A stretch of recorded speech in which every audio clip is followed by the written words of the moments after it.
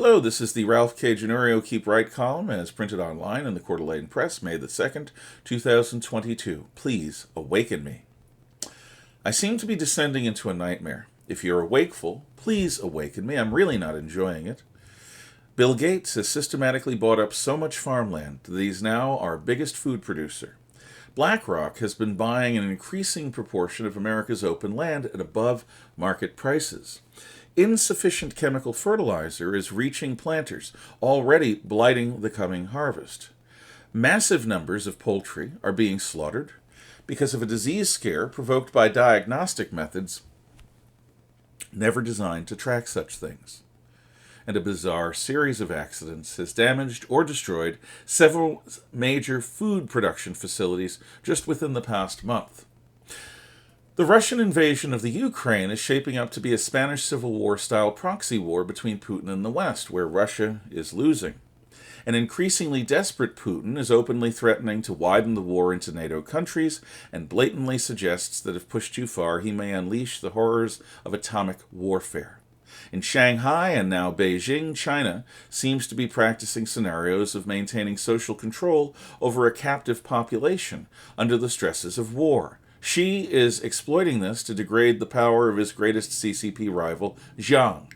Simultaneously, he has taken the strategically important Solomon Islands through the corruption of its leaders, something that the Japanese Empire failed to do by force of arms in World War II.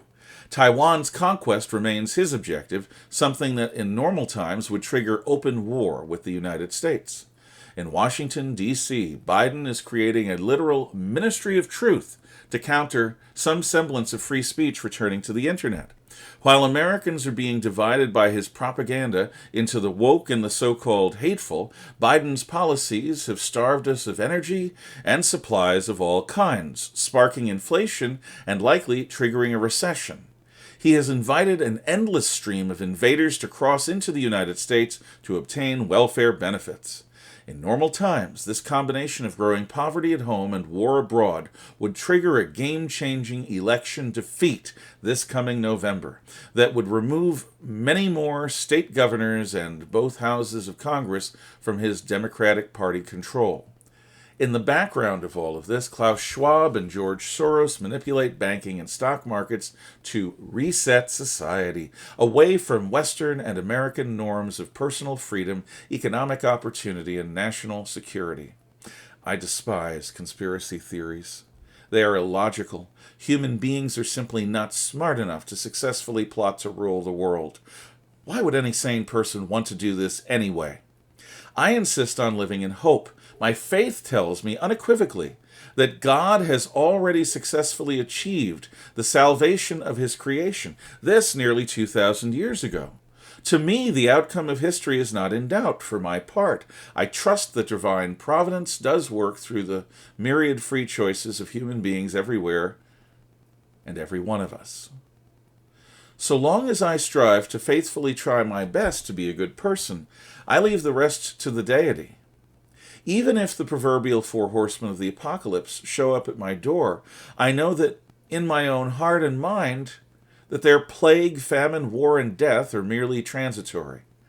As a convinced monotheist, I know that Scripture has a happy ending. However, the real tragedy of the human condition is how much of our suffering is utterly needless. As a teacher and as a historian, I am constantly horrified to see us snatch defeat out of the jaws of victory. Human nature seems to be in thrall to Murphy's Law, the proposition that anything that can go wrong will go wrong. I do not want to believe that a perfect storm of linked crises will be unleashed between now and the November election. I do not want to think that so many successful people intend to make the rest of us all so desperate and afraid that we will give up the risks of free adulthood in order to be maintained as subsistence level by our new owners. I do not want to consider that once again, megalomaniacal sociopaths, there's a good one, and their corrupt collaborators are taking hold of history's throat to try to bend the rest of us to their evil will. As our ancestors did from the Battle of Marathon through the fall of the Berlin Wall, I hope that today's free people will still risk all to stop tyrants. This is a nightmare.